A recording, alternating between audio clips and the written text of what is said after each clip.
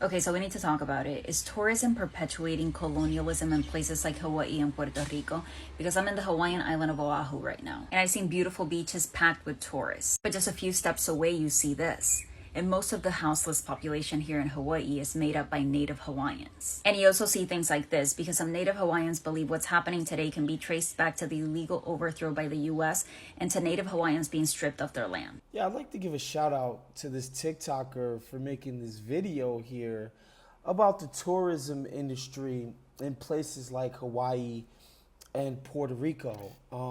I think a lot of times, especially now in August, which is a huge vacation month for workers across our country, we often go to these places and we don't think about what it takes to make our stay as comfortable and as nice and relaxing as possible, and who the benefits of our patronage and our dollars accrue to. There's a lot of literature about this in the Caribbean and how tourism could be a pathway to continued colonial servitude, but the same question could be asked in Hawaii. Because just like in Puerto Rico, tourism has created a service economy. And when I hear people say, you need our tourism dollars, your economy thrives on it, the question is, who's thriving? Because salaries for natives in the tourism industry are not keeping up with home prices. A lot of times people do think, like she mentioned in this video, that it's enough that we're just going and we're spending our money and we're pouring money into the economy. But again, who's actually seeing these dollars,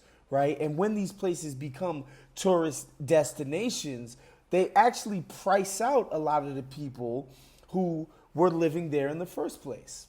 And I think that's the most important question when we talk about gentrification, or as this lady liked to put it, like a continuation of colonialization. Again, how do we get the benefits into the hands of the people who are on the ground, right? Like a lot of times these resorts are owned by multi-conglomerate corporations, and these guys are always stiffing their workers at every single turn. She mentioned that wages aren't keeping up with the rents to live in said neighborhood. So the people that are making our drinks and fixing our beds and cleaning those beaches can't even afford to live in a neighborhood where those resorts are. And, you wonder what can even be done to ensure. I know in a place like Hawaii, of course, it'd be nice. They're actually a part of the United States. They send 2 senators, they send congressmen. A federal minimum wage hike would absolutely help these folks. But, in a place like Puerto Rico, it's a bit of a different story because they're a U.S. occupied territory. And these are questions we should absolutely be asking ourselves. And I think it's all part of the same issue, right? Working people, everyday people are struggling all over the country, all over the world.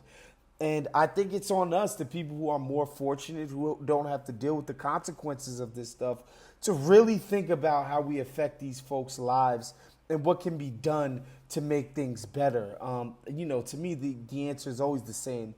Higher wages, of course, better health care, all of that stuff will contribute to the quality of lives of these people being improved. And I think it's something we should absolutely concentrate on.